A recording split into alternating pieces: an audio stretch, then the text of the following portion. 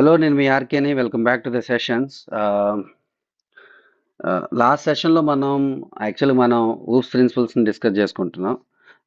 Last సెషన్స్లో first OOPS principles గురించి మనం డిస్కస్ చేసాం, అదే ఇన్హెరిటెన్స్.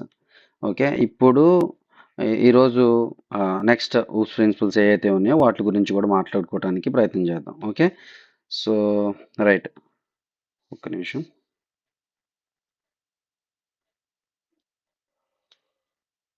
యా, సో మొత్తం ఎన్ని ఊప్స్ ప్రిన్సిపల్స్ ఉన్నాయి మనకి? ఫస్ట్, ఎందుకు Java object oriented programming language అని చెప్పాను మీకు? ఎందుకంటే ఈ ప్రోగ్రామింగ్ లాంగ్వేజ్ ఊప్స్ ప్రిన్సిపల్స్ని ఫాలో అవుతుంది కాబట్టి. ఈ ఊప్స్ ప్రిన్సిపల్స్ని ప్రాక్టికల్గా మనం అచీవ్ చేయాలి. ఈ ఊప్స్ ప్రిన్సిపల్స్ ఫస్ట్ ఎన్ని ఉన్నాయి మనకి? ఇన్హెరిటెన్స్, ఇది మనం డిస్కస్ చేసుకున్నాం. ఓకే, ఇన్హెరిటెన్స్, తర్వాత పాలిమార్ఫిజం, తర్వాత ఎన్క్యాప్సులేషన్, తర్వాత అబ్స్ట్రాక్షన్, ఇలా ఉన్నాయి. సో మనం ఇన్హెరిటెన్స్ అంటే ఏంటి, దానివల్ల అయ్యో ఇది ఎందుకు ఇలా వస్తుంది,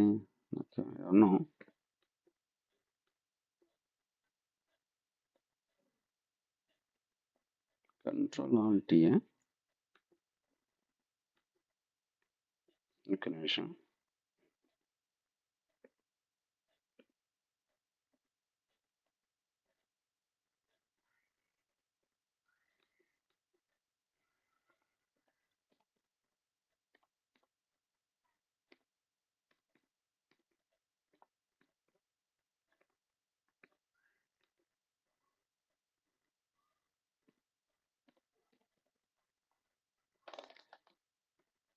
ఏదో something.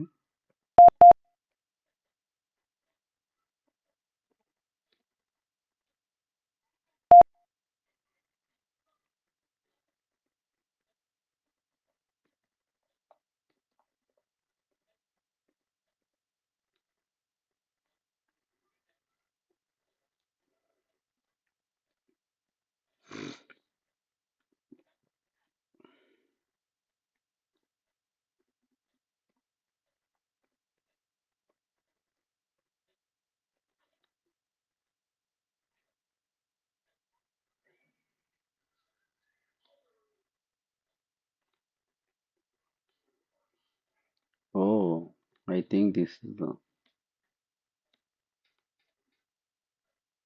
all right. So okay, I got the clarity అండి. So what I'm saying, inheritance గురించి మనం మాట్లాడుకున్నాం. So now I want to discuss about polymorphism గురించి మనం will try to like discuss. ఏంటి అసలు పాలిమార్ఫిజం అంటే ఏంటి? ఓకే, మనకి మిగతా ప్రిన్సిపల్స్ ఎలా అయితే ఉన్నాయో పాలిమార్ఫిజం కూడా ఒక ప్రిన్సిపల్. సో ఓకే, పాలిమార్ఫిజం అంటే ఏంటంటే ఫస్ట్ అసలు పాలిమార్ఫిజం అనేది గ్రీక్ వర్డ్స్, 2 గ్రీక్ వర్డ్స్ నుంచి మనకి డిరైవ్ అయింది. 2 గ్రీక్ వర్డ్స్ అవేంటి అంటే, జస్ట్ థియరీ పర్పస్ కోసం చెప్తున్నాను. పాలి, ఆ తర్వాత మార్ఫ్స్ అనే 2 గ్రీక్ వర్డ్స్ నుంచి మనకి ఇది డిరైవ్ అయింది. ఏంటిది పాలి అంటే ఏంటి?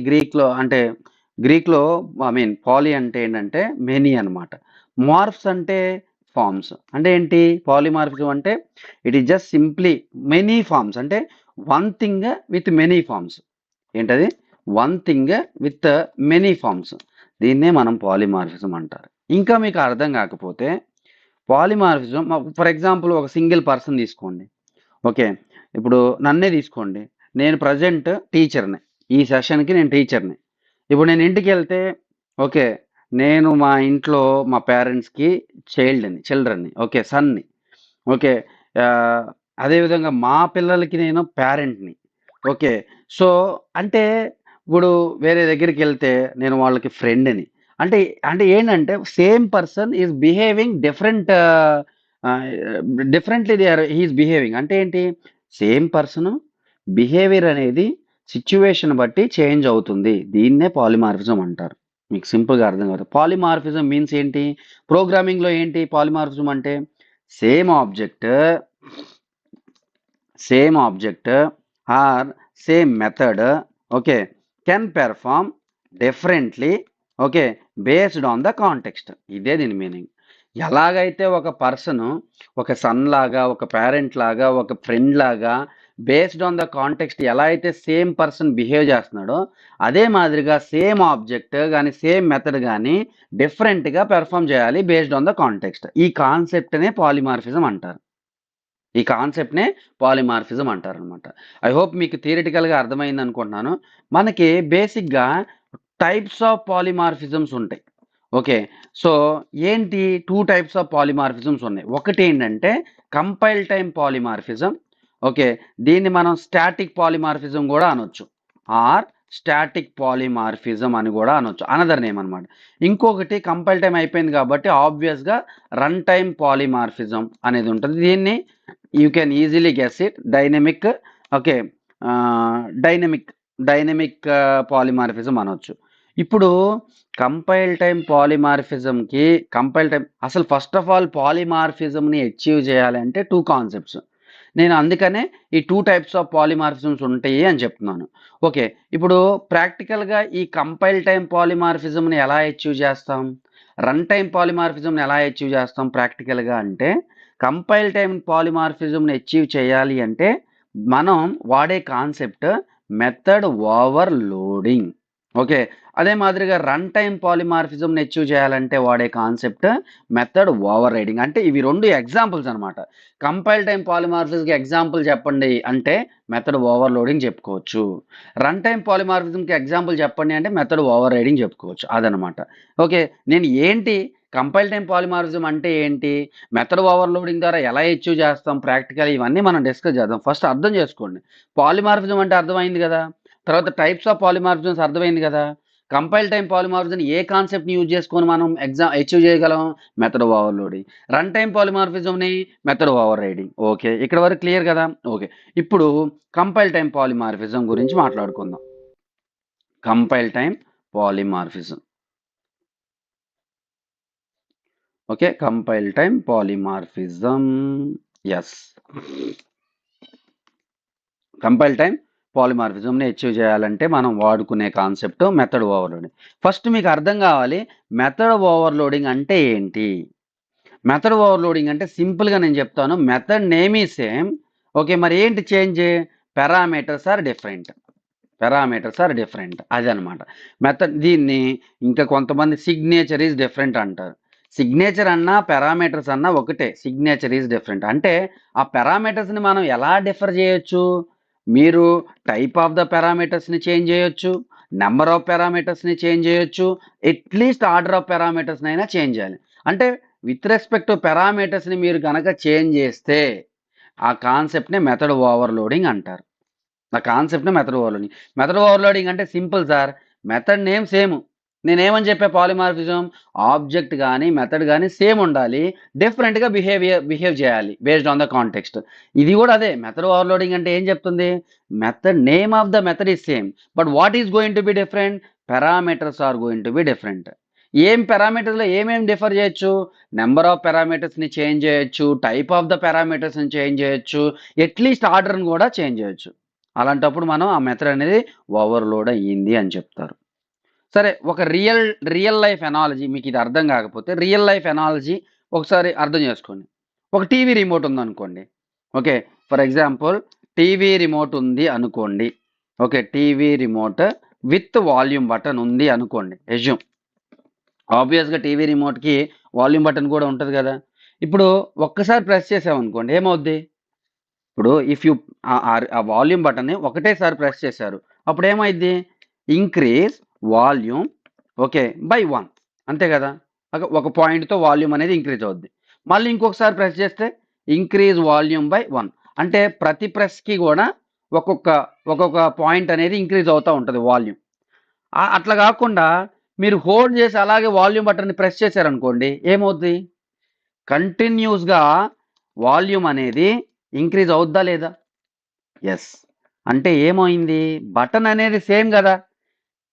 వాల్యూమ్ బటన్ అనేది సేమా కాదా, సేమ్. మరి బిహేవింగ్ అనేది డిఫరెంట్గా బిహేవ్ చేసిందా లేదా.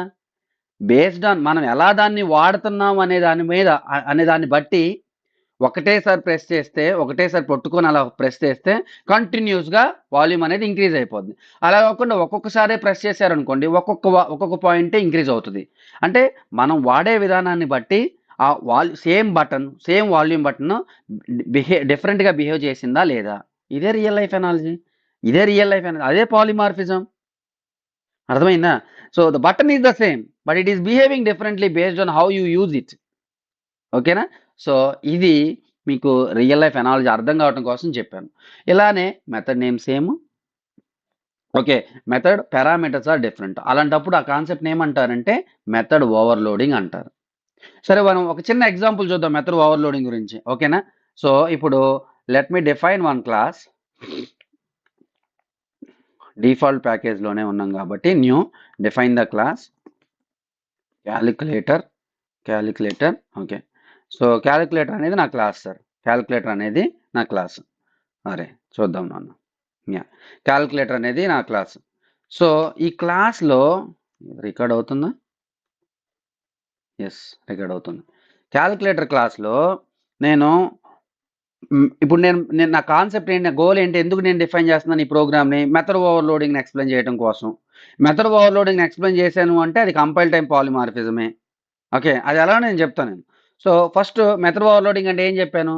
మెథడ్ నేమ్ సేమ్ ఉండాలి, పారామీటర్స్ టైప్ కానీ నెంబర్ ఆఫ్ పారామీటర్స్ కానీ ఏదో ఒకటాన్ని చేంజ్ చేయొచ్చు, అప్పుడు ఆ మెథడ్ అనేది ఓవర్లోడ్ అయినట్టు అని చెప్పి నేను చెప్తున్నాను.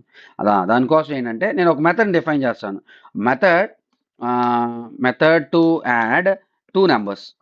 Okay, method to add 2 numbers ఇలా యాడ్ చేస్తాను. ఇంట్ యాడ్ ఇంట్ ఏ కామా ఇంట్ బి అని అన్నాను. ఇది నేను ఒక మెథడ్ డిఫైన్ చేశాను. ఇది దీని రిటర్న్ టైప్ ఇంటీజర్ అన్నాను. సో యాడింగ్ కాబట్టి రిటర్న్ ఏ ప్లస్ బి అన్నాను. రిటర్న్ ఏ ప్లస్ బి, ఇదే లాజిక్. అయిపోయింది కదా, ఇది ఒక మెథడ్. సో ఇప్పుడు నేను I want to overload the method to add 3 numbers. Method అంటే overloaded method to add 3 numbers అన్నప్పుడు మీరు ఏం చేస్తారు? మీరు ఇంకొక మెథడ్ని డిఫైన్ చేయొద్దు, సేమ్ మెథడ్ నేమ్ని డిఫైన్ చేయండి. కానీ మీరు 3 నెంబర్స్ని యాడ్ చేయాలి కాబట్టి మీరు 3 పారామీటర్స్ని తీసుకోండి. ఓకే, ఇక్కడ మీరు ఏం అబ్జర్వ్ చేస్తున్నారు? మెథడ్ నేమ్ సేమ్ ఉంది కానీ ఏం చేంజ్ అయింది? ఇక్కడేమో 2 పారామీటర్స్ ఉన్నాయి, ఇక్కడేమో 3 పారామీటర్స్ ఉన్నాయి. పారామీటర్స్ నెంబర్ కానీ పారామీటర్స్ టైప్ని కానీ చేంజ్ చేస్తే ఆ మెథడ్ ఓవర్లోడ్ అయినట్టే. So as per this I'm writing the logic like return A plus B plus C, అంతే. సో ఇప్పుడు నేను ఇక్కడే మెయిన్ మెథడ్ని డిఫైన్ చేసేస్తున్నాను. కమాన్, మెయిన్ మెథడ్ డిఫైన్ చేసేసి ఇక్కడ క్యాలిక్యులేటర్ ఆబ్జెక్ట్ని క్రియేట్ చేసి, okay, calci equals to new calculator ఆబ్జెక్ట్ని క్రియేట్ చేశాను. తర్వాత యాడ్ మెథడ్ని కాల్ చేశాను. ఓకే, యాడ్ మెథడ్ని కాల్ చేస్తున్నాను. ఎలా కాల్ చేస్తాను? ఫర్ ఎగ్జాంపుల్ 2, 3 అన్నారు అనుకోండి, ఏ మెథడ్ కాల్ అవుతుంది? ఫస్ట్ మెథడా సెకండ్ మెథడా? నేను 2 పారామీటర్స్ని పాస్ చేశాను కాబట్టి ఈ మెథడ్, ఈ కాల్ అనేది ఈ మెథడ్కి బైండ్ అయి ఉంటుంది. ఈ కాల్ అనేది ఓకే ఈ మెథడ్కి బైండ్ అయి ఉంటుంది, అంతే కదా? అందరికీ అర్థమైపోతుంది కదా. ఇక్కడ 2 పారామీటర్స్ పాస్ చేశారు, 2 పారామీటర్స్ ఉన్న మెథడ్ ఏంటి? ఈ మెథడ్, ఫస్ట్ మెథడ్. అలా కాకుండా క్యాల్సి డాట్ యాడ్ ఆఫ్ 6, 7, 8 అన్నాను అనుకోండి, ఈ కాలింగ్ అనేది ఏ మెథడ్తో బైండ్ అవుతుంది? ఆబ్వియస్గా ఈ మెథడ్తోనే, సెకండ్ మెథడ్తోనే బైండ్ అవుతుంది. ఎందుకంటే మీరు ఇక్కడ parameters depends on the parameters you are passing, this method call will be binded to this particular method, అంతే కదా? అంటే మీకు ఏం అర్థమవుతుంది? అర్థమవుతుందా? సో ఇప్పుడు దీన్ని కనుక రన్ చేస్తే ఓకే, నాకు క్లియర్గా ఒక్క నిమిషం, I try to run this. Okay, మనకు అవుట్పుట్ ఎందుకు రావట్లేదు అంటే ఇది రిటర్న్ అవుతుంది కదా. రిటర్న్ అయిన వాల్యూని సమ్వేర్ మనం ప్రింట్ చేయాలి కాబట్టి సిస్టమ్ డాట్ అవుట్ డాట్ ప్రింట్ఎల్ఎన్లో మనం ఇదే క్యాల్సి ఈ కాల్ని పెట్టుకుంటే సరిపోతుంది. Control X,